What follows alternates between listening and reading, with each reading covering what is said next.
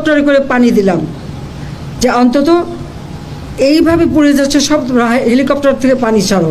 কারণ আমরা এরকম অগ্নি নিবারণের জন্য অনেক জায়গায়, এবং যে সমস্ত বিল্ডিংয়ে আগুন দিয়েছিল অনেকে ছাদে যে হাহাকার করছিল, আমরা হেলিকপ্টার দিয়ে তাদেরকে উদ্ধার করেছি।